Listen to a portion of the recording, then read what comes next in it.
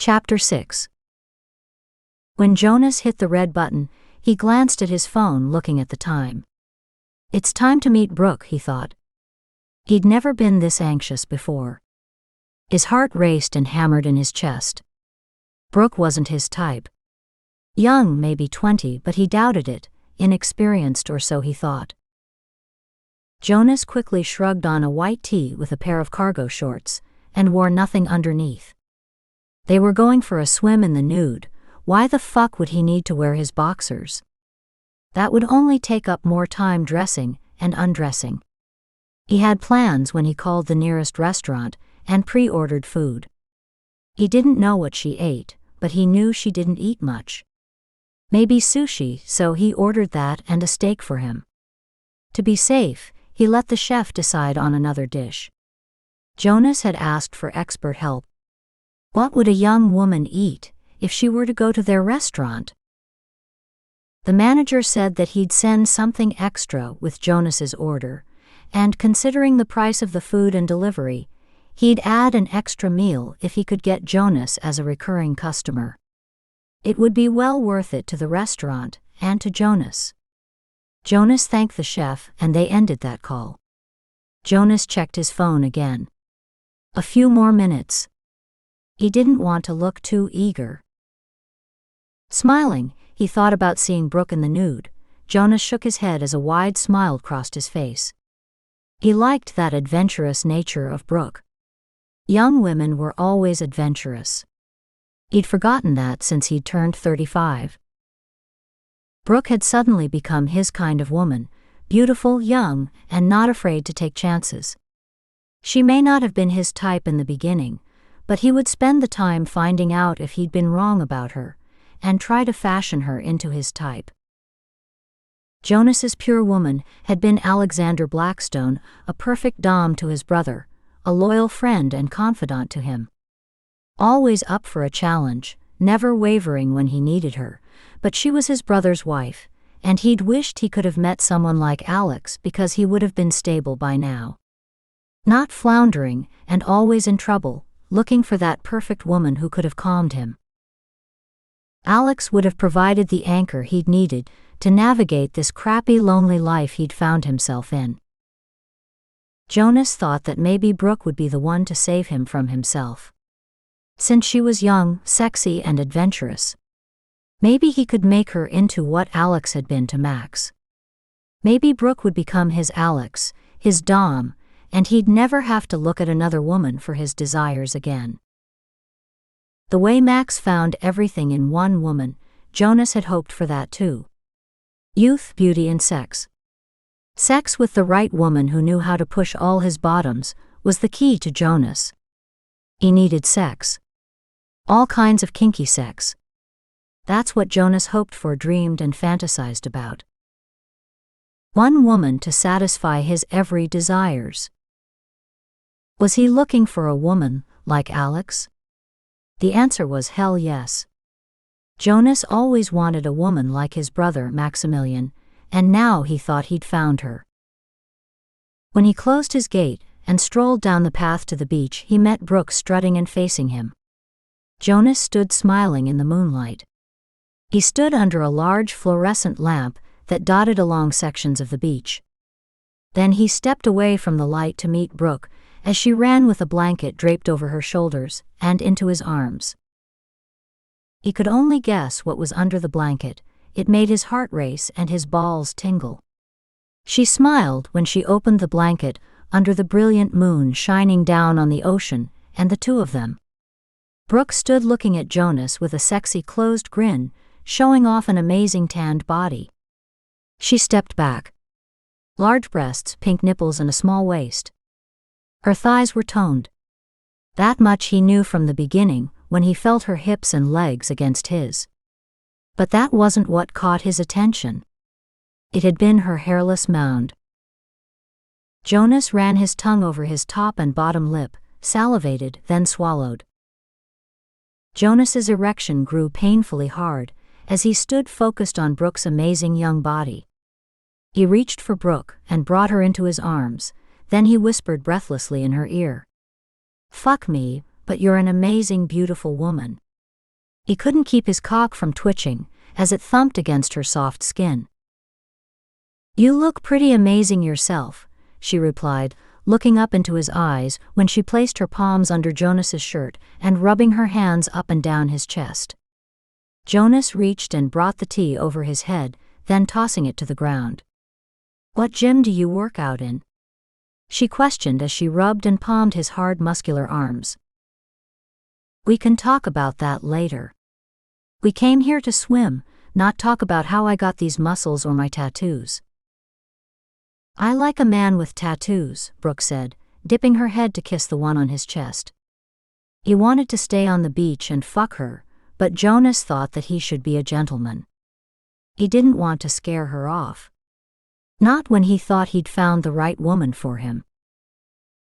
Jonas winked at her and stepped out of his shorts, kicked off his flip-flops, snatched the blanket from Brooke's shoulders, threw it to the ground, and turned and ran into the surf. "Fuck. It's cold. I didn't know it would be this cold." He shivered, and Brooke pushed him down into the waves. "I thought Miami would be hot," he said, taking her down with him, as she laughed when she fell on top of him. "Miami is hot, but the water is cool. Now you're not going to pussy out on me, are you?" Jonas glanced at Brooke, rolled her over on the sand, as the waves moved over them. He'd been called a lot of things, but never a pussy. Looking into her brown eyes, he took her mouth hard, his tongue dipping inside her soft fleshy mouth. Then he pulled back. "I'm not a pussy.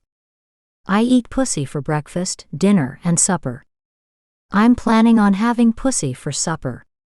He glanced down at Brooke and placed his hand between her legs, feeling her clit ready to finger fuck her, but decided against it. Everything in due time, he thought.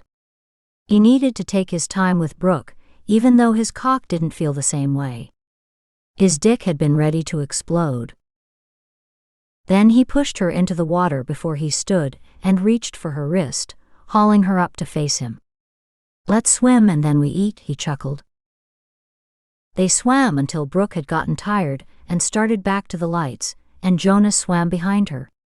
When they reached the shore, Jonas helped her out and said, "I'm hungry. What about supper?" "You can have whatever you want. I ordered something for you from the local seafood restaurant. If you don't like it, they promise that they will get it to me fast. We can shower, and you can have a drink. You can eat whatever you want, and after that, I plan on making my meal between your legs." He whispered as he took her hands and walked to where he dropped his clothes and the blanket. "I think I've been out too long. I have to get back." "What do you mean? You're not going to leave me like this?" Jonas questioned, holding his cock and stroking it. "What about my supper? You gave me the impression that you wanted me, but I see you're nothing but a tease." After Brooke covered her body and Jonas put on his pants, she strutted up to Jonas. Both were wet. He opened the blanket and eased close to her. The blanket covered and absorbed some of the salty ocean water from their bodies, but added to the heat which burned inside Jonas. Brooke eased close to Jonas. She leaned and placed a soft kiss on his lips. "I'm not a tease, Jonas. I meant everything I said. I didn't know when I made this date with you that my boyfriend would call and tell me he'd be stopping over tonight. I wanted to be with you, but—" "Tell him to go fuck off," Jonas barked. Jonas had always been all or nothing.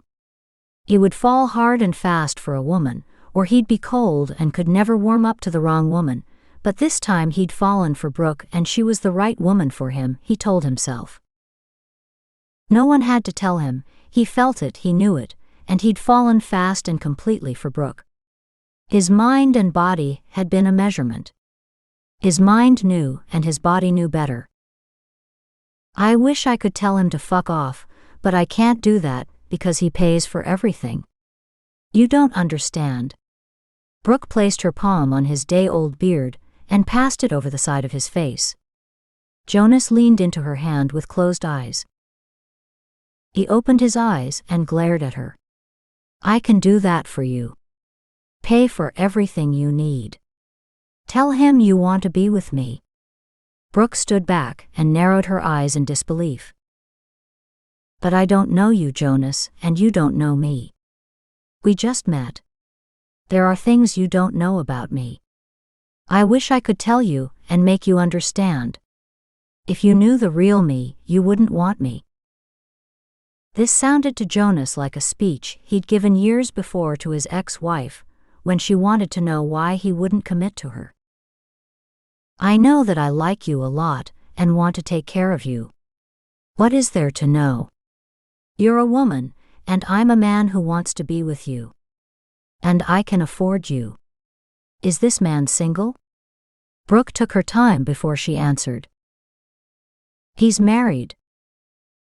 Then why can't you tell him that you found a single man, and you want to be with him? I'm not married. I don't have anyone waiting for me to come home to them. Brooke pulled away from Jonas. I have to go.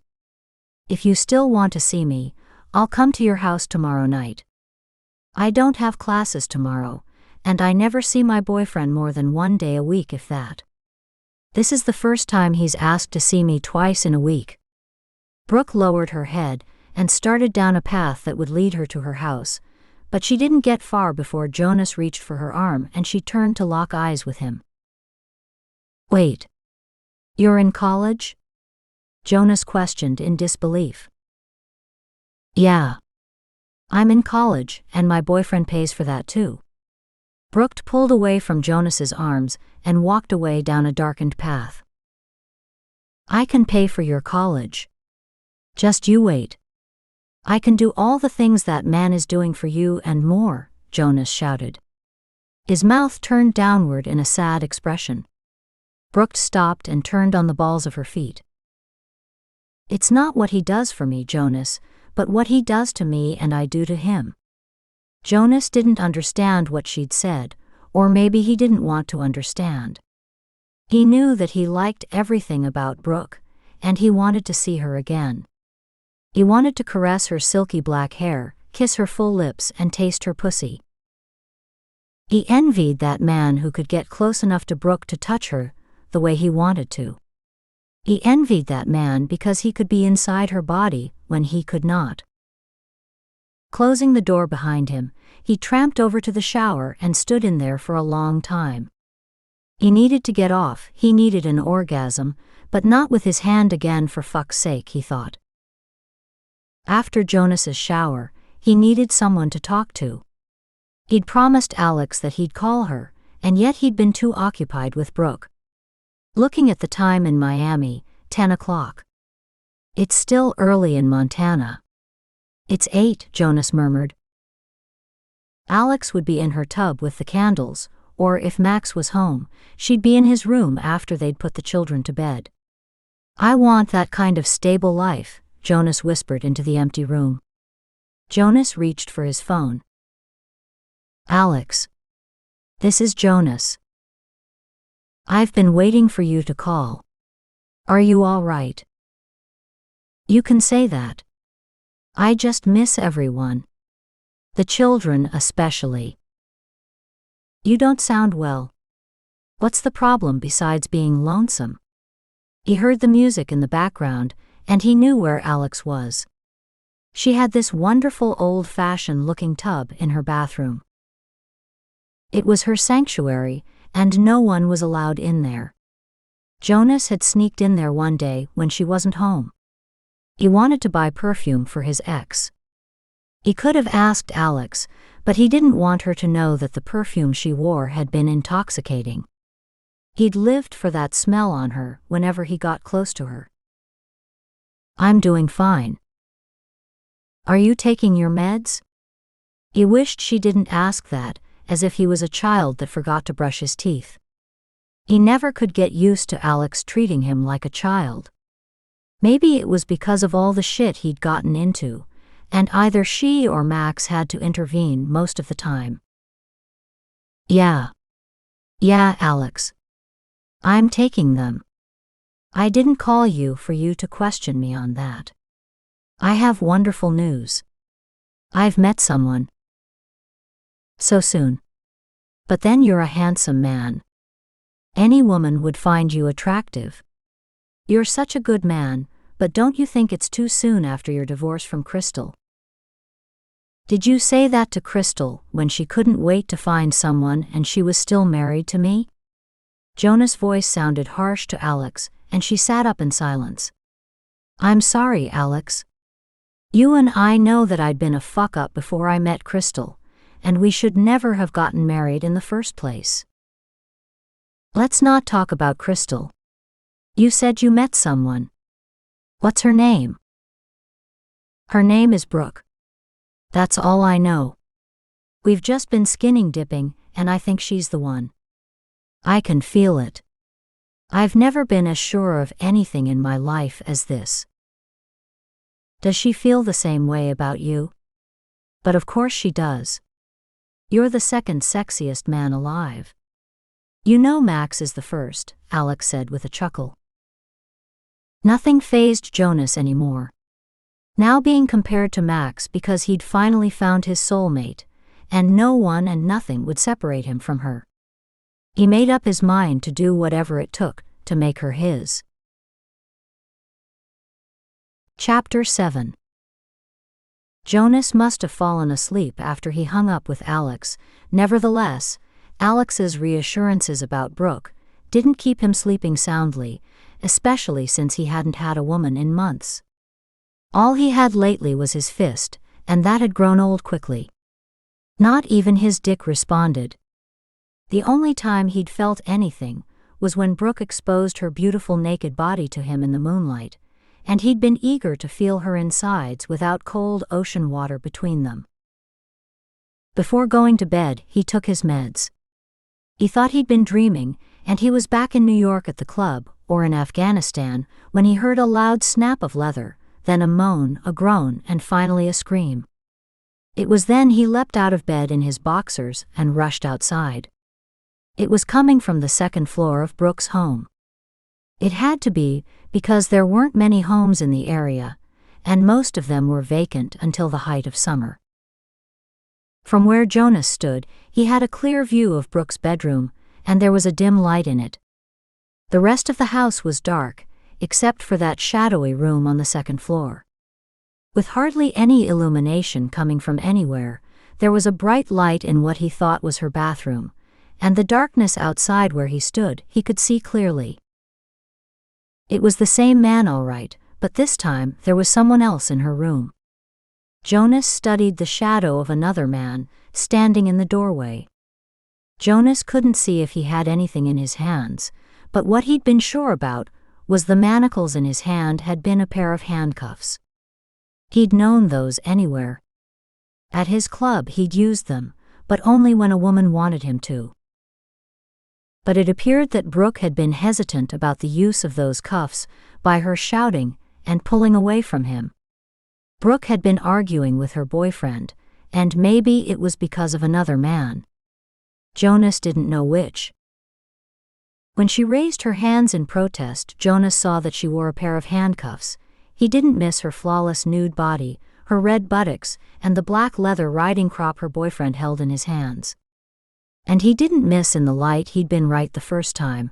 The boyfriend had to be around 40 years old. 20 years or more her senior. When her boyfriend pushed her to the bed, that's when Jonas almost bolted to her door, but he thought better of it and stopped. He'd owned clubs where women who were into BDSM enjoyed this treatment. He didn't know Brooke well enough to know if she'd fought back because the punishment wasn't severe enough, or whether it was too much and she'd given a safe word and it wasn't honored. He just didn't know. He wanted Brooke, but he didn't know if she wanted him, and that's what stopped him from tearing through the bushes, kicking down the door, and beating the shit out of those two men. Thank God he didn't drink anymore. What with the stand your ground laws in Florida, he didn't know if they carried a gun. He didn't have one because Max had taken them from him, afraid he'd get in trouble again. Before Jonas turned to go back to his place, he glanced again and this time he heard Brooke laughing. When he looked up he saw Brooke lying across his knees, as he sat on the bench in front of the bed. It was then Jonas realized that she must have enjoyed this.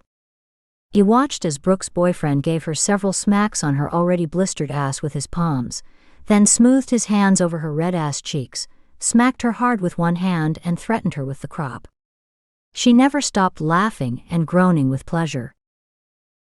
The second man had come into the room, faced Brooke's buttocks, and with one hand dangling handcuffs and with the other, he'd stroked his cock before dropping the handcuffs on the bed and placing a condom on his shaft. Jonas watched as her boyfriend leaned over, kissed her ass, reached and opened her ass cheeks, and the other man kneeled, then placed his face between her cheeks, licked, bit and kissed her as the three of them moaned and groaned with blissful pleasure. When the other man stopped, Brooke rose from lying across his lap, stood in front of her boyfriend where he brought her to him still sitting, and he leaned and kissed her stomach. She leaned in, took a fistful of his hair and brought her mound to his face. He buried his face in her pubic area, licking and opening her folds to place his tongue inside her opening. As the boyfriend licked her from the front, the man fucked her from the back. Finally, Jonas got it. Brooke did say that Jonas didn't know anything about her. Now he knew enough. But then there may have been more to know. He saw a leather corset draped across a chair, over it laid a whip, and near the legs of the chair a pair of high-heeled black leather boots. Now the picture had been complete. She'd been the dom to these men. She owned them, they did her bidding. Not the other way around. One last look, and Jonas realized that everyone had been naked. The only one not naked was Brooke's boyfriend. The 40-something freak, Jonas thought. Why would he bring in someone else to fuck Brooke? What were those two men going to do to her? Jonas didn't want to know the answer. Yet he did, and he knew that his first thoughts were the correct ones, and it didn't matter what he'd thought of her as being an innocent player in this game. She wasn't. The only thing she'd been innocent of was being very young, and someone had to have molded her into the dom she'd become. Why did he ask that question when he knew the answer? And that answer would make him sick to his stomach and weak because he needed and wanted Brooke, but he'd wanted to mold her into his dom. He'd seen all kinds of men pass through his clubs in San Francisco and New York. Some who wanted to be whipped, and some who enjoyed flogging and fucking women.